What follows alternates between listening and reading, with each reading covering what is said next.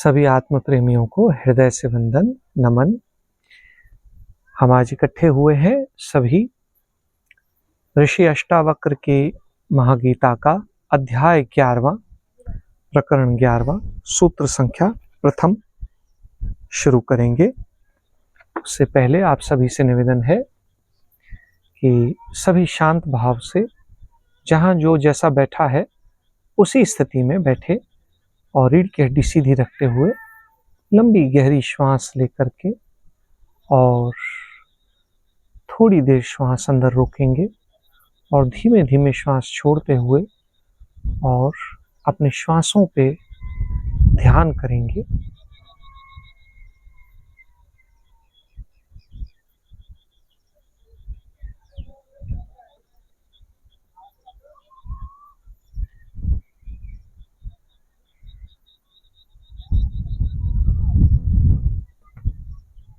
धीरे धीरे श्वास छोड़ें।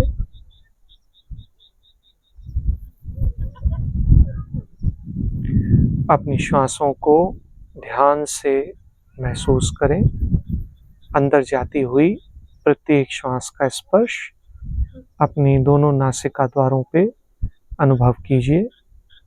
अंदर जाती प्रत्येक श्वास का स्पर्श नासिका को छूता हुआ, गले को छूता हुआ और फेफड़ों में जा रहा है और शरीर से बाहर निकलती हुई प्रश्वास फेफड़ों से बाहर निकल के गले को छूती हुई, नासिका को छूती हुई और नाक के नथनों को छूती हुई बाहर निकल रही है। हर बार अंदर जाती ठंडी श्वास का स्पर्श और बाहर निकलती गर्म प्रश्वास का स्पर्श दोनों नासिकाओं में अनुभव करेंगे।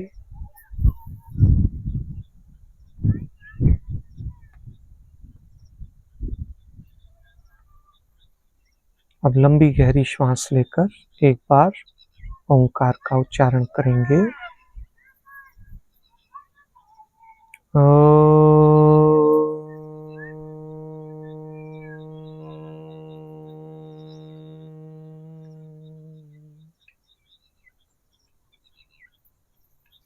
धीमे धीमे बिना हिले डुले इस स्थिति के,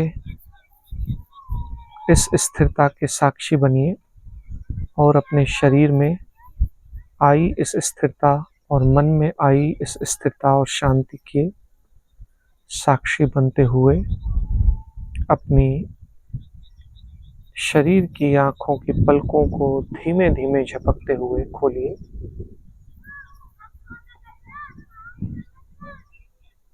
इसी शांत स्थिति में हम ऋषि अष्टावक्र 11वां प्रकरण प्रथम श्लोक प्रारंभ करते हैं अध्ययन करना।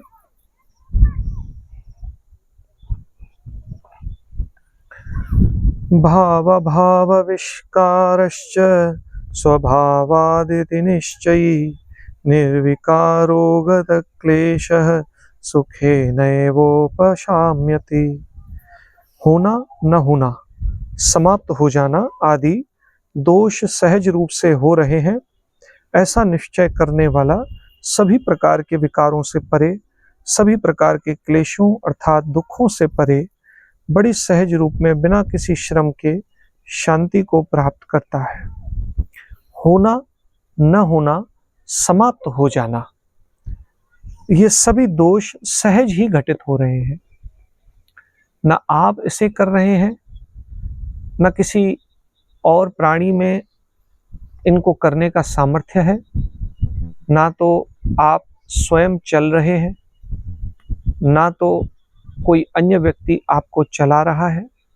यह प्रकृति ही स्वयं आपको गतिमान करती है। यह प्रकृति से निर्मित शरीर ही स्वयं अपने नियमों से बंधा हुआ है, जिसको हम आज के समय में भौतिकी के नियम कहते हैं, फिजिक्स के नियम कहते हैं। हमारा यह शरीर इन फिजिक्स के नियमों से बंधा हुआ है। इस ब्रह्मांड में जो बड़ी क्रियाएं हो रही हैं, जो बड़े कृत्य हो रहे हैं, हमारे शरीर का संचालन उन कृत्यों की प्रतिक्रिया मात्र है, रिएक्शन मात्र है। हम किसी एक्शन को करने में पूरी तरह से असक्षम हैं। ऐसा नहीं कि केवल शरीर के रूप में या बड़े स्तर पे या स्पष्ट दृष्टि शरीर ही को हम संचालित कर पाने में असक्षम है, बल्कि सूक्ष्म स्तर पे देखें तो मन को भी हम संचालित नहीं करते। यह छोटा सूक्ष्म मानव शरीर में स्थित मन भी ब्रह्मांड के विराट मन का एक छोटा सा इकाई रूप से एक अंश मात्र है। जब इस विराट ब्रह्मांड के मन के अंदर कोई क्रिया होती है, तभी इस शरीर के मन में भी प्रतिक्रिया होती है।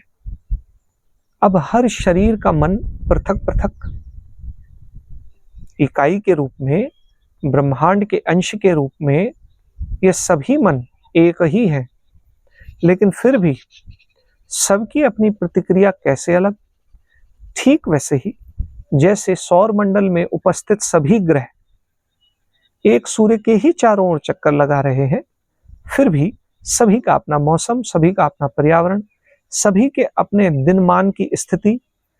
किसी का दिन 24 घंटे का होता है तो किसी का 48 घंटे का, किसी का 1 वर्ष का, तो किसी का 10 और किसी का 100 वर्ष का भी। यह हर ग्रह की अपनी स्थिति, अपनी पर्यावरण की स्थिति है। ठीक इसी प्रकार हर शरीर में स्थित मन इस ब्रह्मांड के विराट मन का अंश होते हुए भी अपनी अपनी एक विशिष्ट स्थिति धारण किए हुआ है, और इसी रूप में यह अपनी प्रतिक्रिया देता है। प्रत्येक मन और प्रत्येक शरीर इस पूरे ब्रह्मांड के विराट शरीर और विराट मन का एक अत्यंत बहुत ही छोटा सा सूक्ष्म हिस्सा मात्र है। जब हम ऐसा सोचते हैं कि कर्म करने का सामर्थ्य हमारा, निर्णय लेने का सामर्थ्य हमारा, हम अपनी बुद्धि से जो निश्चय कर लेते हैं उसी के अनुसार कार्य कर लेते हैं, तो यह भी एक प्रकार का अहंकार, और बड़ा छोटा अहंकार है। कोई बहुत बड़ा अहंकार नहीं है, कोई बहुत भारी अहंकार नहीं है, बड़ा तुच्छ अहंकार है।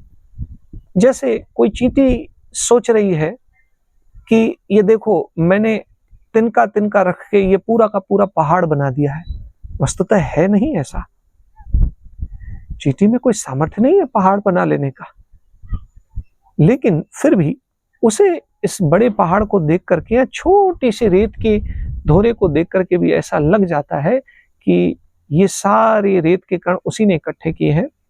ठीक इसी प्रकार से मानव अपनी तुच्छ बुद्धि का उपयोग करके जब ऐसा मान लेता है कि वही, चाहे खाना खाना हो, चाहे चलना हो, चाहे किसी को दान देना हो, चाहे किसी को शिक्षा देनी हो, किसी को सलाह देनी हो, धनोपार्जन करना हो, या कुछ भी करना हो या कराना हो, वो अपनी बुद्धि से इसको करने में सक्षम है, तो ऐसा व्यक्ति केवल अपनी तुच्छ अहंकार की उद्घोषणा मात्र करता है।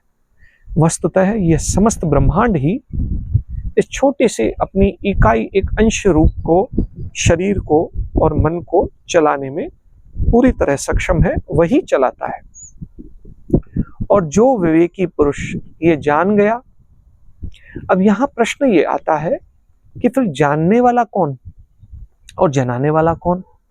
तो जानने वाला भी यहां ध्यान रखने की बात यह है कि वह चेतन स्वरूप ही है, जो अंश के रूप में इस शरीर में विद्यमान है।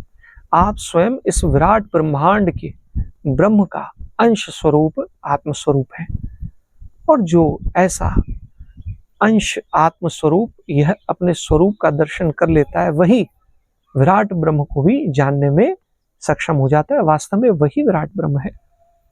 जो अपने इस वास्तविक स्वरूप को पहचान लेता है, वही वास्तव में सभी प्रकार के दुखों से और पीड़ाओं से मुक्त हो पाता है।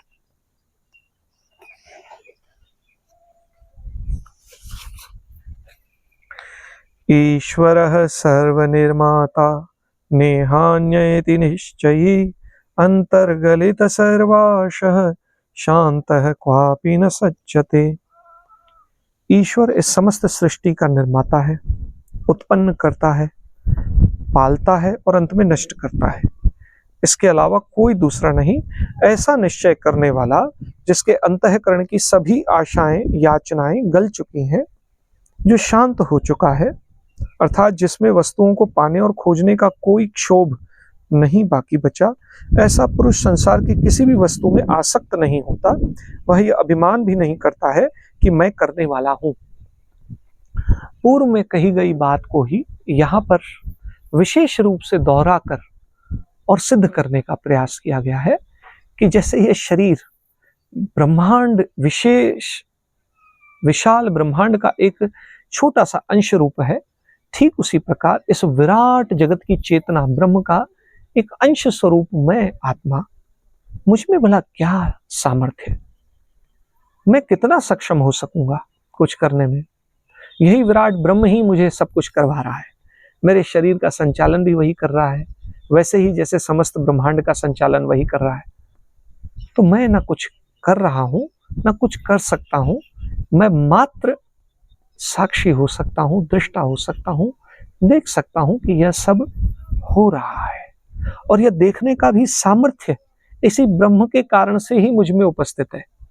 इसी विराट ब्रह्म ने ही मुझ तुच्छ आत्मा को, मुझ तुच्छ अंश स्वरूप को यह सामर्थ्य प्रदान किया है।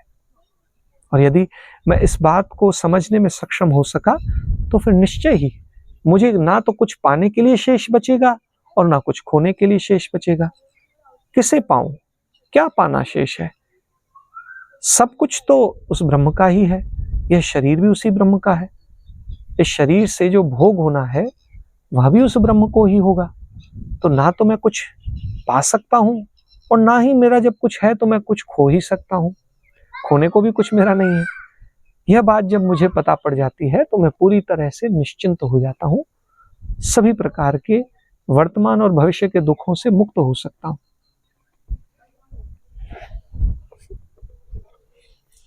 आपदः संपदः काले देवा देवेति निश्चयी, तृप्तः स्वस्थेन्द्रियो नित्यम न वांछति न शोचति। विपत्ति की स्थिति हो या संपत्तियों की स्थिति, अनुकूलता हो या प्रतिकूलता, इन दोनों में ही भाग्य से ही ऐसा है, इस प्रकार का निश्चय करने वाला, संतुष्ट स्वयं में स्थित रहने वाला, इंद्रियों द्वारा विषयों में विचरण करते हुए भी कुछ नहीं चाहता और न ही किसी प्रकार का शोक करता है। चाहे तुमसे कुछ छिन जाए, चाहे तुम्हें कुछ प्राप्त हो जाए, चाहे तुम कुछ भोग कर रहे हो, चाहे तुमसे कुछ भी भोग नहीं हो रहा, चाहे कैसी भी स्थिति हो, चाहे तुम्हारे अनुकूल परिस्थितियां हो, चाहे प्रतिकूल परिस्थितियां हो, लेकिन अगर तुमने इस तत्व को जान लिया कि सब कुछ उस परमात्मा की कृपा से हो रहा है, भाग्य अर्थात प्रभु की कृपा। भाग्य का अर्थ ये नहीं है कि आपने कोई कर्म किया और उस कर्म का फल संचित होकर के आपको मिलता है, बल्कि भाग्य का अर्थ है कि प्रभु की कृपा से सब कुछ मिलता है, और वह आपके प्रतिकूल भी हो सकता है, आपके अनुकूल भी। प्रतिकूल कौन मानता है? वही बुद्धि जो ये मानती है कि मुझे कुछ मिलना चाहिए था लेकिन नहीं मिला, तो प्रतिकूल हो गया। और अनुकूल परिस्थिति यही बुद्धि तो मानती है कि जब उसे कुछ अपेक्षा करती है, जब वो कुछ चाहती है मिल जाए और वो मिल जाए तो अनुकूल हो गया। भला यह बुद्धि किसकी? भला इस बुद्धि का सामर्थ्य किसने दिया? जब सभी कुछ ब्रह्म का ही है और तुम्हारा कुछ है ही नहीं, तो फिर तुम उलझोगे किसमें? ये बात अच्छी तरह से जब समझ में आ जाती है तो ये समझ में आ जाता है कि सब कुछ प्रभु की कृपा भाग्य से मिला, और ऐसा भाग्य से मिला निश्चय करके वह विरक्त वीत राग चेतना स्वरूप ब्रह्म का अंश पूरी तरह से निश्चिंत हो जाता है। सुख दुखे जन्म मृत्यु देवा देवेति निश्चयी, साध्यादर्शि निरायासः कुर्वन्नपि न लिप्यते। सुख दुख जन्म मृत्यु भाग्य से प्राप्त हुआ ऐसा निश्चय करने वाला और सिर्फ अपने लक्ष्य के प्रति लगा हुआ, कर्मों को सहज रूप से करता हुआ, संसार की किन्हीं परिस्थितियों व विषय वस्तुओं में लिप्त नहीं होता। बहुत विशेष बात यहां समझने की ये है, यहां जब ये कहा जाता है कि अपने लक्ष्य के प्रति लगा हुआ। तो जब मनुष्य कुछ इच्छा स्वयं के लिए कर नहीं सकता, सब कुछ भाग्य से ही निश्चित है, तो लक्ष्य उसका फिर क्या? यहां पे बहुत ही सहज रूप से कहा गया कि लक्ष्य का अर्थ भी भाग्य ही है।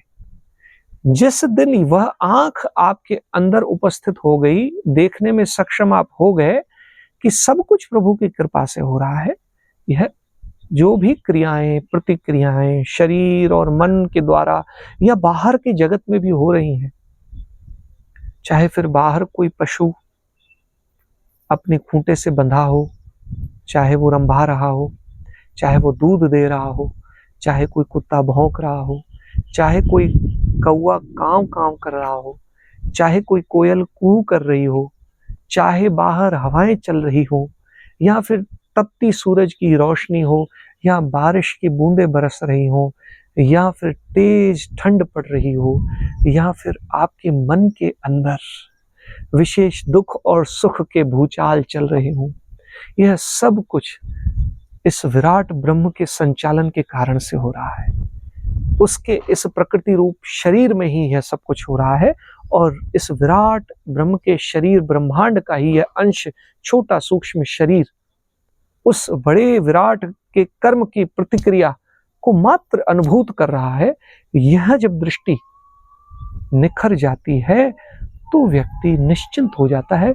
यह दृष्टि, केवल और केवल यह दृष्टि भी आ जाना, यह भी प्रभु की कृपा है। यही प्रमुख लक्ष्य है मानव जीवन का, यही प्रमुख लक्ष्य है कि वह इस दृष्टि को, इस साक्षी भाव को प्राप्त हो सके।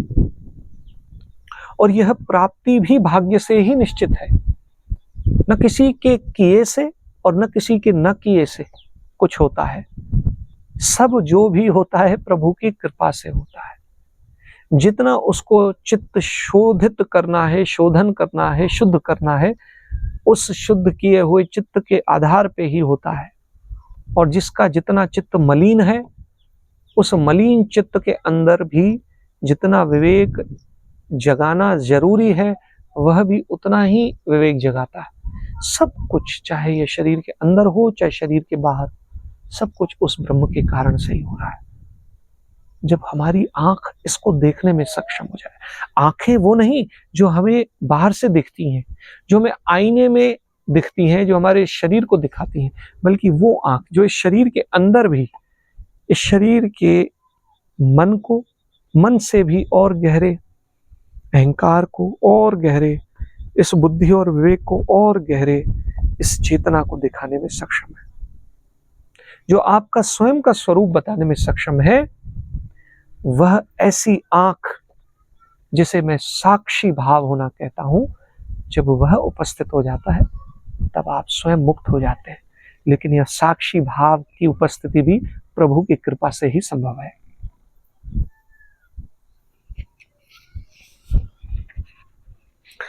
चिंतया जायते दुःखः नान्यथेहेति निश्चये, तया हीनः सुखी शांतः सर्वत्र गलितस्पृहः।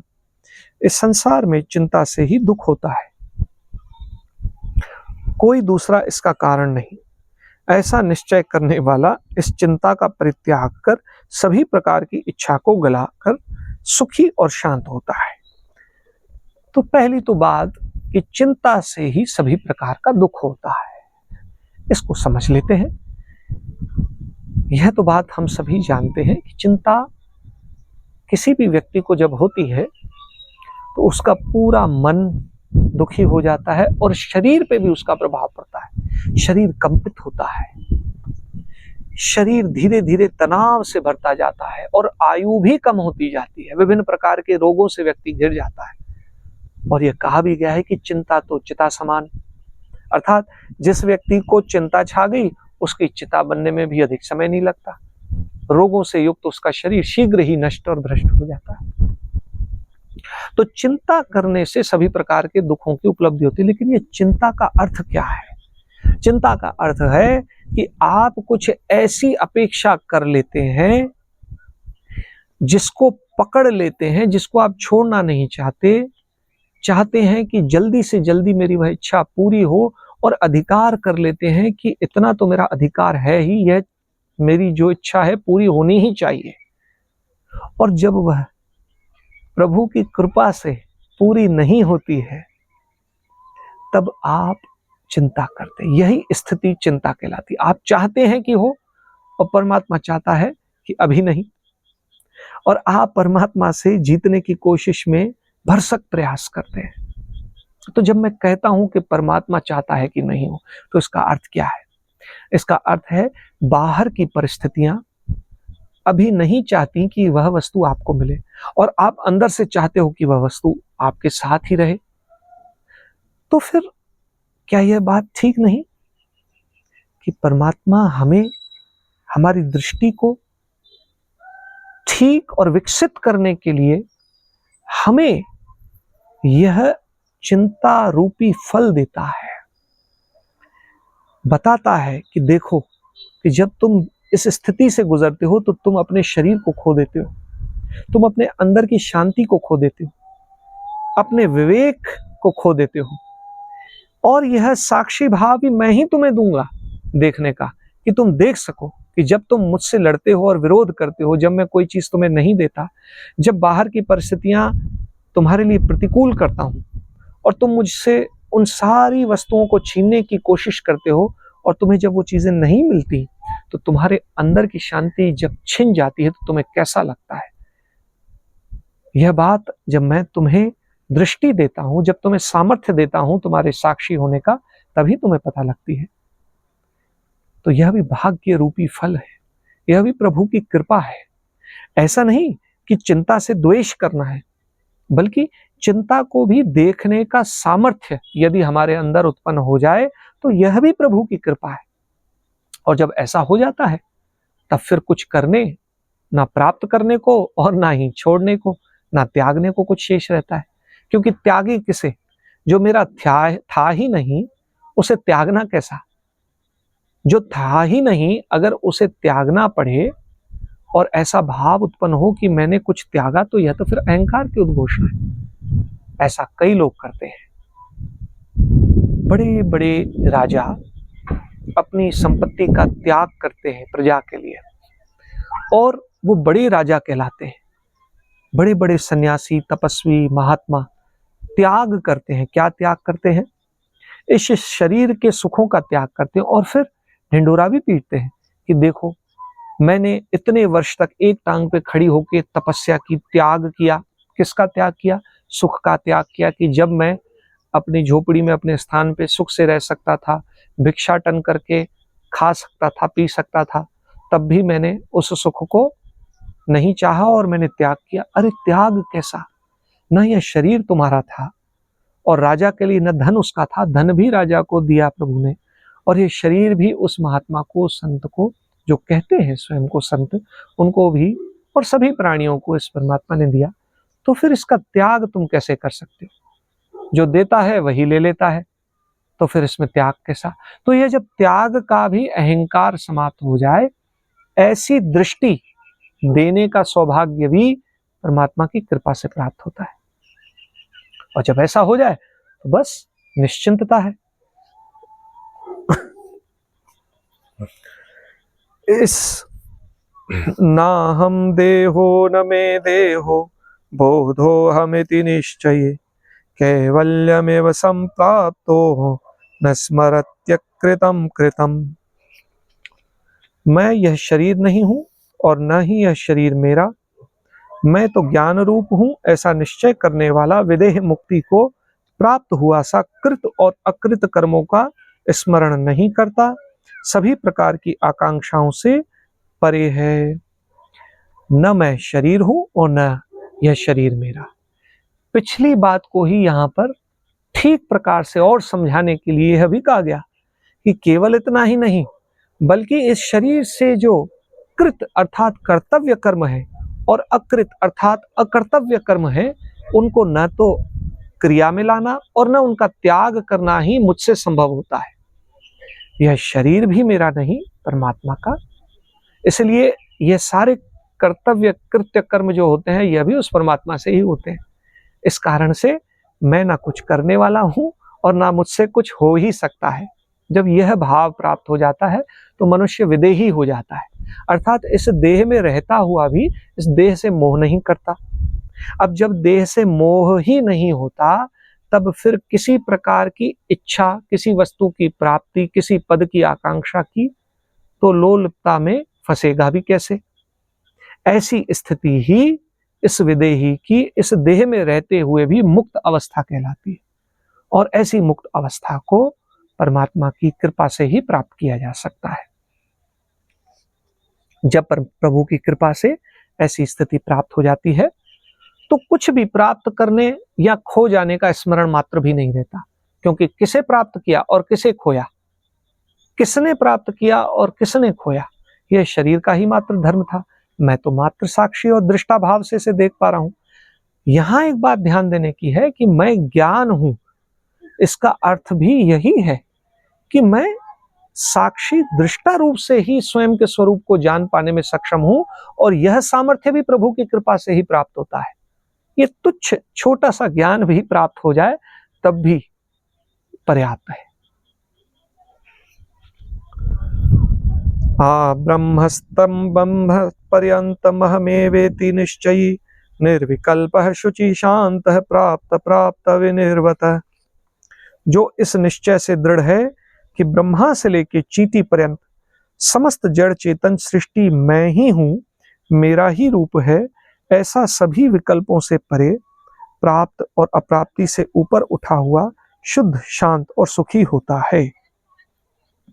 तात्पर्य, जो यह देख ले कि यह समस्त सृष्टि उसी विराट ब्रह्म का ही अंश स्वरूप है,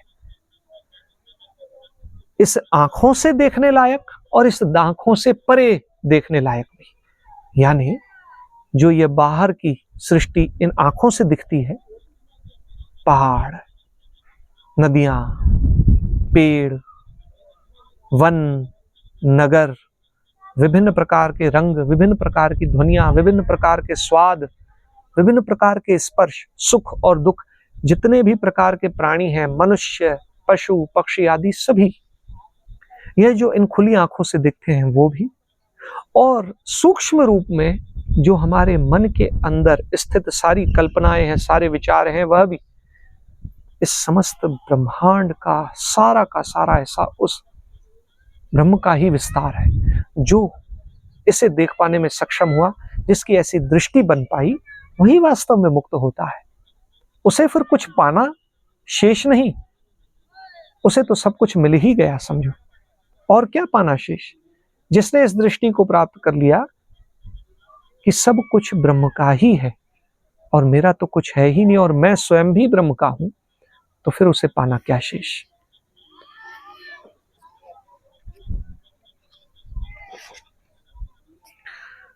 नानाश्चर्यमिदं विश्वं न किंचिदिति निश्चयी निर्वासन स्फूर्ति मात्रो न किंचिदिव शाम्यति। नाना आश्चर्यों से भरा हुआ यह संसार असल में कुछ भी नहीं, इस प्रकार का निश्चय हो गया है। ऐसा जिसे सभी वासनाओं से ऊपर उठा हुआ वह मात्र बोध रूप कुछ भी नहीं करता हुआ, अर्थात व्यवहार के क्रियाकलापों से पूर्णतः मुक्त हुआ परम शांति को प्राप्त करता है। नाना आश्चर्यों से, विभिन्न प्रकार के आश्चर्यों से भरा हुआ संसार असल में कुछ भी नहीं। विभिन्न आश्चर्य आप देखें कि संसार में सूक्ष्म से सूक्ष्म स्तर पे देखें तो छोटी चींटी से भी कई छोटे छोटे सूक्ष्म जीव इस संसार में उपस्थित है। आप सूक्ष्मदर्शी यंत्र से अगर देखें तो ऐसे भी कई छोटे छोटे सूक्ष्म जीव आज खोजे गए हैं वैज्ञानिकों द्वारा, जो सूक्ष्मदर्शी यंत्र में भी कई बार नहीं मिलते। और इतने विशाल और ब्रह्मांड के बड़े बड़े ग्रह भी देखे गए हैं, जिनको बाहर बड़ी दूरबीन से देखने पर भी वो अभी पूरी तरह से नहीं दिख पाते। इतने विशाल ब्रह्मांड में ग्रह उपस्थित है। सूर्य से हजारों गुना बड़े सूर्य भी उपस्थित है। कई तरह के रंग मौजूद हैं, कई तरह के स्वाद मौजूद हैं।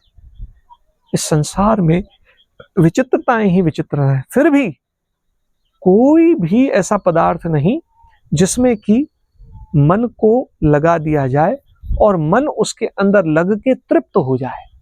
क्योंकि आज आप जिसको समझ लेते हो, जिसको अपने ज्ञान में बिठा लेते हो, जिसको जीभ से चख लेते हो, जिसको इन इंद्रियों से भोग लेते हो, जिसको सुन लेते हो, जिसको देख लेते हो, जिसका स्पर्श कर लेते हो, उसका महत्व फिर समाप्त हो जाता है।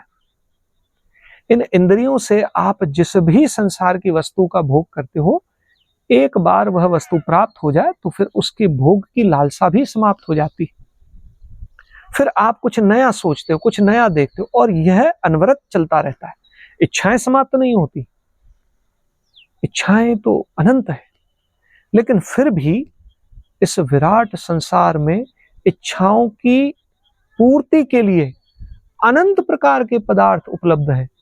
ना तो इच्छाओं का अंत है और ना ही इन इच्छाओं की पूर्ति प्राप्त हेतु पदार्थों का ही कोई अंत है। पदार्थ भी अनंत है और विभिन्न प्रकार के पदार्थ है। इसीलिए तो ऋषि अष्टावक्र कहते हैं कि आश्चर्य से भरी है ये दुनिया है, लेकिन फिर भी क्या, अब तक जो भी पदार्थों का उपभोग हमने किया है उससे संतोष मिला है, उससे सुख मिला है, उससे शांति मिली है? जब अब तक नहीं मिली तो अब अगर विशेष प्रकार के पदार्थों का भोग कर भी लें तो क्या फिर मिल पाएगी? जो मनुष्य इस विवेक को प्राप्त कर लेता है प्रभु की कृपा से, भाग्य से, वही वास्तव में विवेकी पुरुष, भाग्यशाली पुरुष इस संसार में इस शरीर के द्वारा किए गए कर्मों में लिप्त नहीं होता। शरीर तो कर्म करेगा, उसे भूख भी लगेगी, वह हाथ से निवाला भी तोड़ेगा, मुख में भी डालेगा, वह निवाला मुख से चबाते हुए पेट में भी जाएगा, परंतु वह देखेगा कि वह नहीं खा रहा, यह शरीर अपने आप से इस अन्न का ग्रहण कर रहा है। श्वास वह नहीं ले रहा बल्कि यह शरीर ले रहा है। आज भी आप देखिए, आप अपनी श्वास को बिना जाने हुए ले लेते हैं। कौन लेता है? आपका शरीर लेता है, आप नहीं लेते। लेकिन यह होश भी नहीं आपको कि आप इस श्वास को नहीं लेते हैं, ना लेने का होश, ना नहीं लेने का होश। तो भोजन करने का भला क्यों होश होता है? क्योंकि अभी जिह्वा की लालसा है। आंखें किसी शुभ को देखने के लिए क्यों लालायत होती हैं? किसी सुंदरतम फूल को देखने के लिए, किसी सुंदरतम दृश्य को देखने के लिए। कोई युवक किसी नवयुवती को, कोई नवयुवक किसी नवयुवती को, और कोई नवयुवती किसी नवयुवक को देखने के लिए क्यों लालायत होती है? क्योंकि अभी वह इस बात को समझ पाने में असक्षम है कि उनकी आंखें, उनकी बुद्धि, उनका मन देख रहा है, वह तो अब भी उनसे पृथक है। भोग वो कर ही नहीं रहे, लेकिन फिर भी उनके साथ में लिप्त है। जिस दिन यह होश प्रभु की कृपा से आ जाएगा, उसी दिन मुक्त हो जाएंगे। फिर ऐसा नहीं कि शरीर भोग नहीं करेगा, शरीर भोग करता हुआ भी आप इस शरीर के भोग के साथ में संलिप्त नहीं होते। ऐसा जिसके अंदर विवेक उत्पन्न हो गया प्रभु की कृपा से, गुरु की कृपा से, उस दिन वह व्यक्ति अनंत शांति को, अनंत आनंद को प्राप्त करता है। आज ऋषि अष्टावक्र महागीता का 11वां प्रकरण समाप्त होता है। आप लोगों के इस प्रकरण के संबंध में जो भी प्रश्न है वे कृपा करके कमेंट्स में जरूर पूछें, ताकि अगली बार जब प्रकरण बताया जाएगा, शुरू किया जाएगा नया प्रकरण, तो उससे पहले आपके प्रश्नों का उत्तर दे करके आपकी जिज्ञासाओं का समाधान करने का प्रयास किया जाएगा।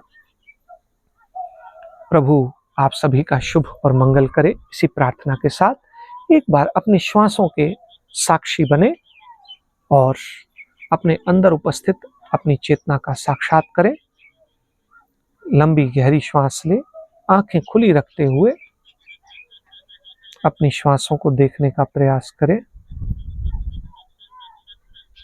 अंदर जाती हुई ठंडी श्वास का स्पर्श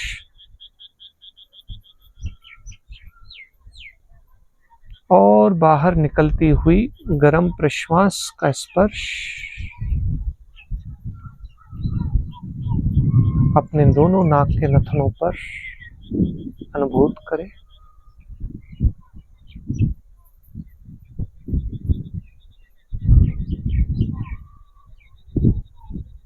कुछ कुछ क्षणों के लिए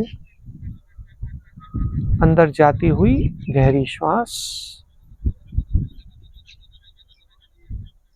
और बाहर निकलती हुई प्रश्वास की गर्मी का स्पर्श दोनों नाक के नथनों पर अनुभूत करें।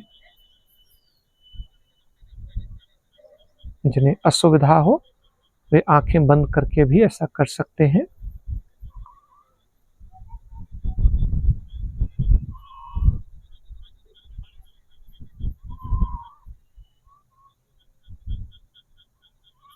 लंबी गहरी श्वास लेकर अपने मुख से निकलने वाली प्रणव ध्वनि के साक्षी बने।